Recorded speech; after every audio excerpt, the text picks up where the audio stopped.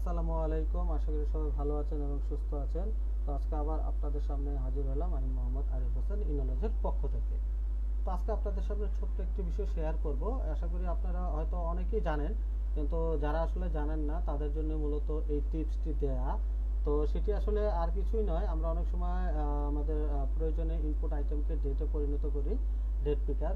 তো সেই ডেট পিকারে আমরা অনেক সময় দেখা যায় যে আমরা রেঞ্জ রাখি না। তো রেঞ্জে না রাখার কারণে যেটা হয় যে ইউজার যখন তার ডেটটাকে ইয়ারটাকে চেঞ্জ করতে যাবে তখন নেক্সট নেক্সট করে অনেক পর্যন্ত যেতে হয়। তো সেই ইয়ারটা যাতে ইউজার খুব সহজে চুজ করতে পারে সেরকম একটি রেঞ্জ আমরা দিয়ে দিতে পারি, এবং এই রেঞ্জটা আমরা চাইলে প্যারামিটারাইজও করতে পারি। তো আপনারা বিভিন্নভাবে ইউজ করতে পারেন। তো আমি আপনাদেরকে একটি সিম্পল বিষয় দেখাবো এবং সেই সাথে আমরা কিভাবে একটা মিনিমাম ভ্যালিডেশন দিতে পারি। যদি মনে করি যে আমার আজকের ডেটের, আমার প্রেজেন্ট ডেটের বাইরে কোনো ফিউচার ডেট ইউজ করতে পারবে না, তো সেই ভ্যালিডেশনটা আমরা খুব সহজে কিভাবে দিতে পারি ওরাকল অ্যাপ্লিকেশন এক্সপ্রেসের ডেট আইটেমে, সেটাই আজকে আমরা দেখব। আরেকটা বিষয়, আপনারা যদি আমার চ্যানেলে একেবারে নতুন হয়ে থাকেন তাহলে অবশ্যই চ্যানেলটি সাবস্ক্রাইব করে পাশেই থাকবেন। তাহলে চলুন শুরু করি। তো প্রথমে আমি যেটি দেখাতে চাচ্ছিলাম যে মূলত এখানে আমরা এই যে ডেট রেঞ্জটা, এই রেঞ্জটা আমরা চাইলে বিভিন্নভাবে সেট করতে পারি। আর যদি রেঞ্জটা সিলেক্ট না করি তাহলে আমার এখান থেকে নেক্সট নেক্সট করে যেতে হচ্ছে। আমি মান্থটাও সিলেক্ট করতে পারতেছি না এবং ইয়ারটাও সিলেক্ট করতে পারতেছি না।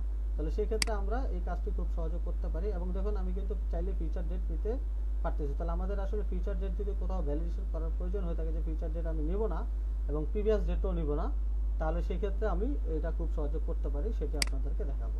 চলুন তাহলে শুরু করি। তাহলে সেই ক্ষেত্রে আমি কি করব, একটি পেজ ক্রিয়েট করে নিব। তো পেজটি আমি একটু ব্ল্যাঙ্ক পেজে ক্রিয়েট করে নিলাম। এখানে আমি লিখে দিলাম যে default date validation and year and month navigation. এখানে আমি একটু পাশাপাশি একটি রিজনও ক্রিয়েট করে নিচ্ছি। জাস্ট নাম দিলাম ডেট ভ্যালিডেশন। ওকে, আমি নেক্সট করে দিচ্ছি। এখান থেকে আমি একটি নেভিগেশন ক্রিয়েট করে নেই। ইয়ার পুরোটাই থাকলো আমার। তো আমি এখান থেকে ফিনিশ করে দিলাম। তো ফিনিশ করে দেওয়ার সাথে সাথে আমার একটি blank page with reason create হবে। হ্যাঁ, ব্ল্যাঙ্ক পেজ উইথ রিজনটা ক্রিয়েট হয়ে গেল। এখন আমি কি করব, এখানে একটি আইটেম প্রথমে ক্রিয়েট করে নিই। পেজ আইটেম নাম আপনাদের ইচ্ছা মতো দিয়ে নেবেন, অবশ্যই মিনিংফুল নেম দেওয়ার চেষ্টা করবেন। আমি দিলাম ক্রিয়েট ডেট, একটা লেভেল দিলাম ক্রিয়েট ডেট। তো এর মতো অবস্থায় আমরা একটু ক্রিয়েট করে দেখি যে কিভাবে হলো ডেটটা। তো এখানে দেখুন আমার কিন্তু শুধু মান্থ আর হচ্ছে ইয়ারটা দেখাচ্ছে, কিন্তু সেক্ষেত্রে আমি ফিউচার ডেটও সিলেক্ট করতে পারবো। এবং কোনো ইউজারের যদি মনে হয় যে আমি প্রিভিয়াসে 1998 সাল সিলেক্ট করব, তাহলে সেক্ষেত্রে তাকে এভাবে নেক্সট নেক্সট করে যেতে হচ্ছে।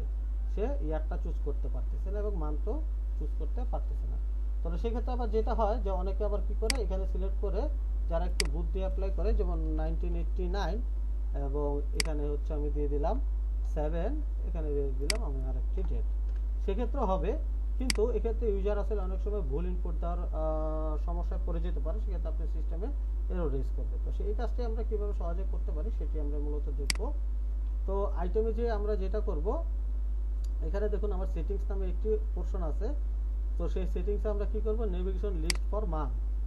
ঠিক আছে, এখানে আমরা যাব মান্থ এন্ড ইয়ার। আপনাদের যদি প্রয়োজন থাকে শুধু মান্থ তাহলে মান্থ সিলেক্ট করবেন, যদি প্রয়োজন হয় শুধু ইয়ার তাহলে ইয়ার সিলেক্ট করবেন, আর যদি দুটোই প্রয়োজন হয় তাহলে এখানে মান্থ এন্ড ইয়ার সিলেক্ট করবেন। এখানে দিবেন রেঞ্জ। এই রেঞ্জটা ধরুন আমি যদি সাপোজ মনে করি যে আমি এখন 2010 থেকে, অবশ্যই রেঞ্জটা এই ফরম্যাটে দিতে হবে, কোলন 2050 সাল। এখানে চাইলে আপনারা আরেকটি আইটেমের প্যারামিটারও হিসেবে এখানে ভ্যালুটা সেট করতে পারেন। ঠিক আছে, তাহলে প্রথমে আমরা রেঞ্জটা দেখি, তারপর আমরা ভ্যালিডেশনটা দেখব। তো এই মতো অবস্থায় যদি আমরা এখানে রিফ্রেশ দিই একটু, তাহলে চলে আসলো। কিন্তু এখন কিন্তু আমার ইয়ার এবং মান্থটা চুজ করার অপশন অ্যাভেলেবেল চলে আসলো। তো এখান থেকে আমরা এই কাজটি করতে পারি। তো এখন দেখো ডেটটাও একটু উল্লেখ করো, তো আমরা চাইলে ফরম্যাটটাও একটু চেঞ্জ করে দিতে পারি।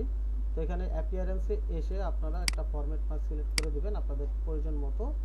আর অবশ্যই এখানে আর করে দেওয়াটা বেটার, না হলে সহস্রাব্দর ঝামেলায় আপনি পড়তে পারেন। যদি ডেট নিয়ে আপনার কোনো ক্যালকুলেশন থাকে তাহলে সেক্ষেত্রে সহস্রাব্দের একটি ঝামেলার ভিতরে পড়ে যেতে পারেন। তো আরটা সিলেক্ট করাটাই উত্তম। এখন যদি আমরা কেউ একটা রুট চেঞ্জ করি তাহলে দেখা যাবে যে এখানে আমার ফরম্যাটটা অন্যরকম চলে এসেছে।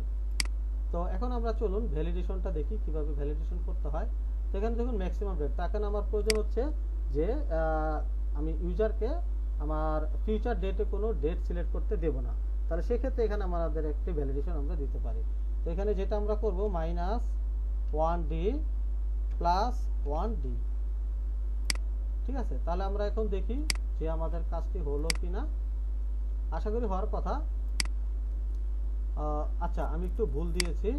তো প্রথমে যেটা করতে হবে, প্রথমটা প্লাস দিতে হবে এবং পরেরটা মাইনাস দিতে হবে। এখন আশা করি আমাদের কাজটি হবে।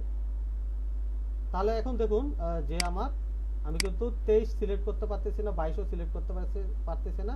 এগুলোতে কিন্তু কোনো হাত, এই যে কার্সরের ফোকাস হ্যান্ড হচ্ছে না। দ্যাট মিনস আমি এগুলো চুজ করতে পারবো না।